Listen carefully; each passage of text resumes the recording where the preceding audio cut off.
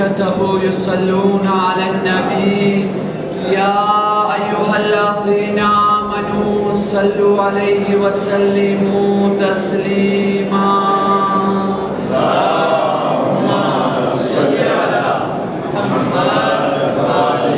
أعوذ بالله من الشيطان الرجيم بسم الله الرحمن الرحيم الحمد لله رب العالمين يا من ذكره شرف للذاكرين يا من شكره فوز للشاكرين يا من طاعته نجاة للمطيعين صل على محمد وآله الطيبين الطاهرين اللهم صل على محمد ولعنة الله على أعدائهم أجمعين رب اشرح لي صدري ويسر لي أمري واحلل عقدة من لساني يفقهوا قولي أما بعد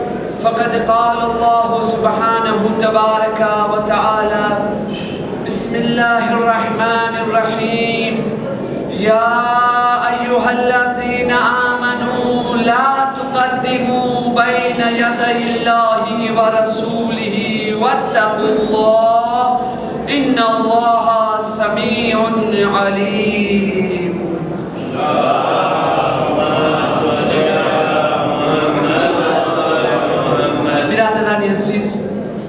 माह मुबारक रमजान नी आ त्रीजी रात અને આ બીજો દર્સ તમારી ખિદમતમાં હું પેશ કરવાનો શરફ હાસિલ કરી રહ્યો છું આ માહ મુબારકમાં જે સૂરાનો પહેલા હું ઇંતખાબ કર્યો છું સૂરે મુબારકે હુજરાત લિસાપાર્તેમો રસૂલ ખુદાનો હુજરાઓનો zikr છે આ આયતની અંદર આ સૂરાની અંદર બિસ્મિલ્લાહના સહિત ફકત અને ફકત 19 આયતો છે पर आ सूरानी अंदर एक समाजनी अंदर एक सोसायटीनी अंदर एक कौमनी अंदर एक जमातनी अंदर एक घरनी अंदर एक इंसान केवी रीते बेहतरीन जिंदगी बितावी शके छे मान अने रेस्पेमा के इंसान पोतानो भी मान रहे सामे वालानो भी मान रहे एक अदब अने अखलाक ने केवी रीते जीव दुनियानी अंदर आ सूरो बतावे छे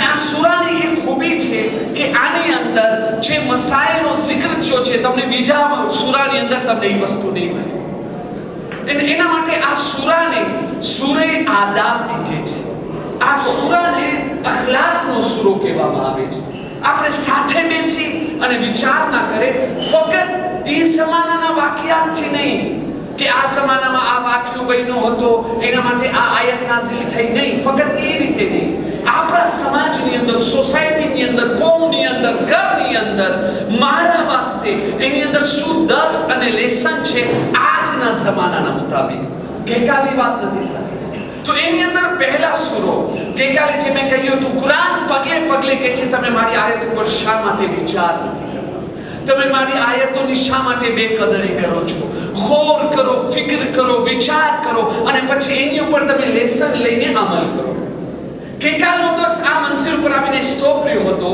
કે પહેલી આયત છે બિસ્મિલ્લાહિર રહેમાનિર રહીમ એના બારામાં ગઈકાલ મુખ્તસર ચોખવટ થઈ ગઈ અહીંયા સુધી આવી વાત મુકમ્મલ થઈ અને છેલ્લો નુક્તો બાકી રહી ગયો હતો અહીંયાથી હું વાતને આગળ વધારું છું તમને યાદી દેવા માટે ફક્ત આટલો જ કે બિસ્મિલ્લાહિર રહેમાનિર રહીમ इसमें आज़म छे इसमें आज़म તમે એમ સમજો જો તમે લોકો ફક્ત બિસ્મિલ્લાહિર્રહમાનિર્રહીમ ને તમે સરખી રીતે અપનાવી લીધા તો તમને બીજી કોઈ દુઆની જરૂરત નહીં પડે આ તમને કાફી છે મતલબ નથી કે તમે બીજી દુઆ ના પઢો આની અંદર આટલો અસરકાર છે મરેલા માણસને તમે જીવતો કરી શકો છો ખાલી એક બિસ્મિલ્લાહિર્રહમાનિર્રહીમ અને ગઈકાલે એમ થયો તો કેટલી અફસોસની વાત છે દુઃખની વાત છે કે શૈતાન જેવો ફિરૌન તો આ આયતથી ફાયદો ઉઠાવ્યો એને ફાયદો મળી ગયો અને આપણે એનાથી મહેરૂમ રહી જાય તો અફસોસની વાત છે શા માટે કારણ કે કુરાનનો એક ઉસૂલ છે આ એક મુદ્દો રહી ગયો છે કુરાનનો એક ઉસૂલ છે જે આપણો બી દુનિયાની અંદર છે. દોના મફત નહીં, મને એક હાથથી દે અને બીજા હાથથી લે. એમને કે તું મને ફક્ત દે, એમને કે ફક્ત લે. ના, દોના આ દુનિયાનો ઉસૂલ છે ને, બરાબર. કુરાન બી ઈ જ છે. કુરાન આપણા પાસે માંગે છે. કુરાન કહે છે મારી પાસે બધું છે, રૂહાનિયત છે, નૂરાનિયત છે, ઈમાન છે. હું તારા દિલો દિમાગને રોશન કરી નાખીશ ઈમાનના નૂરથી. તને દુનિયા અને આખિરતની હર ખૈર, ખૂબી, કામયાબી તને આપીશ. હું તને બધું દેવા માટે તૈયાર છું, પણ આ કન્ડિશન તું બી સામેથી મને દે. તને મારી પાસે લઉં છે ને, અને તું બી મને દે. શું દઉં છે? હવે કુરાનને શું દેશો આપણે? પૈસા નહીં, કઈ એને પૈસાની જરૂરત નથી.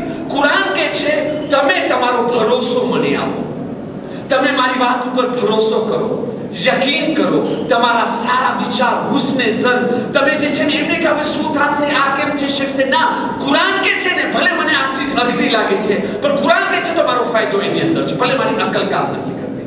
કુરાન આપણી પાસે ઈમાન માંગે છે, ખુલૂસ માંગે છે, હુસ્ને ઝન, એની ઉપર સારા વિચારના માંગે છે. એ કિંમત અદા કરો પછી તમે જો કુરાનનો અસર. પણ જો એ કિંમત અદા નથી કરો, કુરાનનો અસર નથી થવાનો, ભલે ઇમામ સામે કેમ ના હોય. ઇમામ અલીનો તો એક્ઝામ્પલ હું હંમેશા આપ્યો છું કે એક સાથીનો હાથ કપાનો.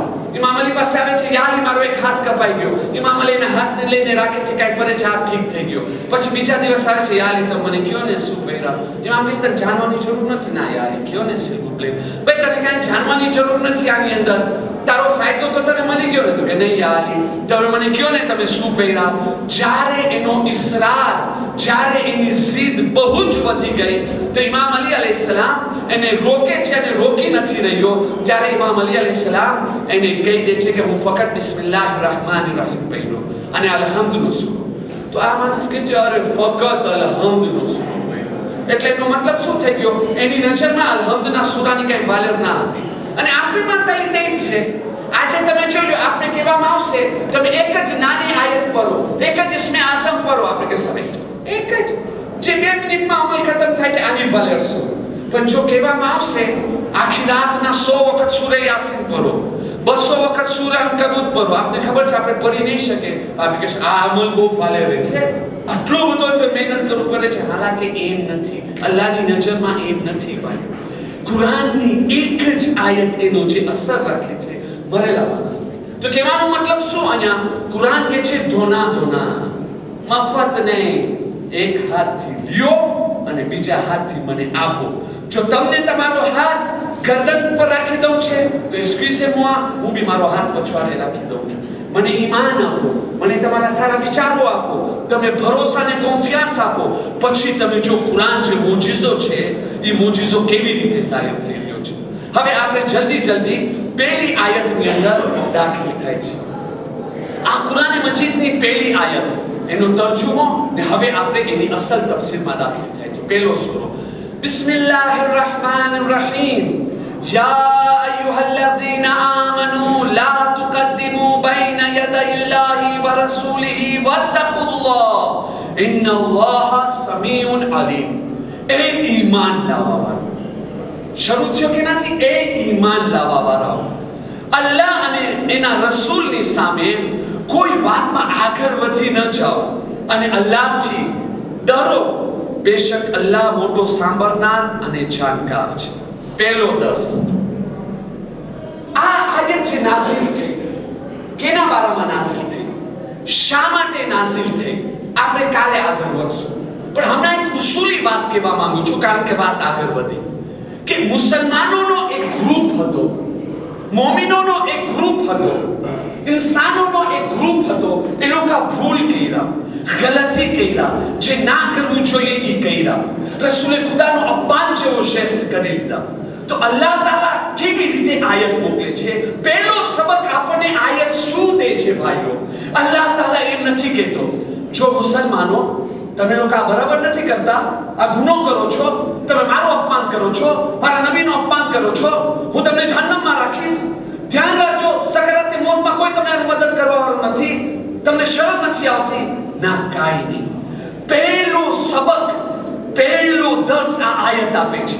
ગુનેગારોને, ભૂલ કરવા વાળાઓને, ગલતી કરવા વાળાઓને અલ્લાહ તાલા શું કહી રહ્યો છે?